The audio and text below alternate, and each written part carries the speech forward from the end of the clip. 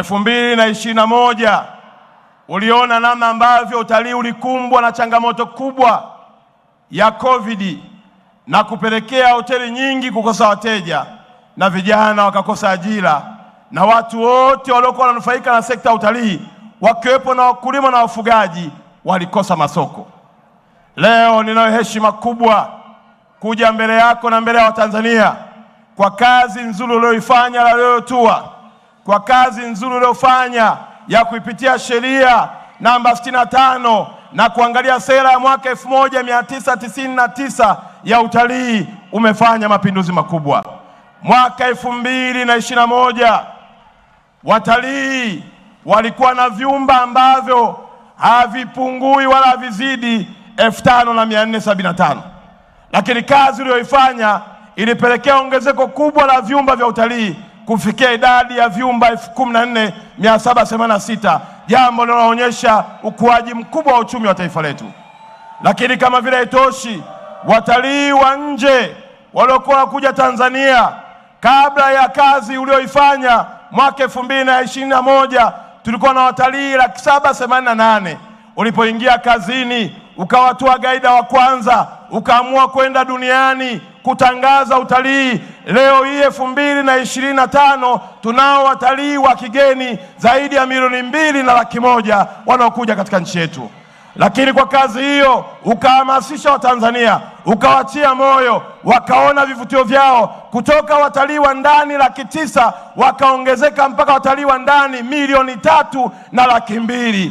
Takribani watu waliokuja na walioko ndani zaidi ya 5,200,000. Umevunja malengo ya ilani ya Chama cha Mapinduzi 2020-2025 uliokutaka tuwe na watalii 5,000,000. Mwaka jana 2024 mwezi wa 12 umeshagonga watalii 5,200,000. Na hivi ninavyoongea Daktari Samia, 9.2% ya ongezeko la watalii wanaongezeka ndani ya nchi yetu. Mheshimiwa mgombea wetu, ukiwaambia watu idadi ya wageni wanaweza kahesabu wageni, lakini hakuna mgeni anayetoka Ulaya anakuja na mchele.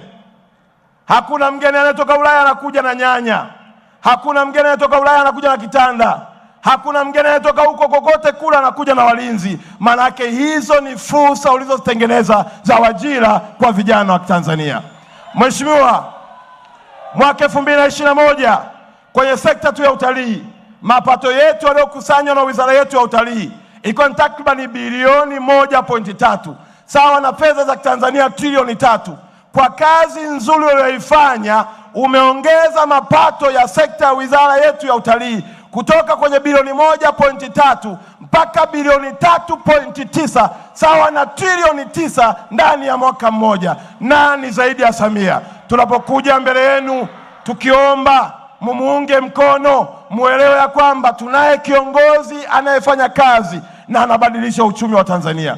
Mheshimiwa mgombea wetu, nimalizie kwa kuambia wananchi, najua hata kwenye mkoa wetu wa Geita hapa tunayo mbuga yetu ya Burigi Chato, lakini mbuga zimeendelea kuwa na wageni, na kazi uliyoifanya kutangaza imewafanya Watanzania wapate pesa. Kule nakotoka mheshimiwa mgombea, kanda ya kaskazini, msiogope, Mungu yuko mahala hapa.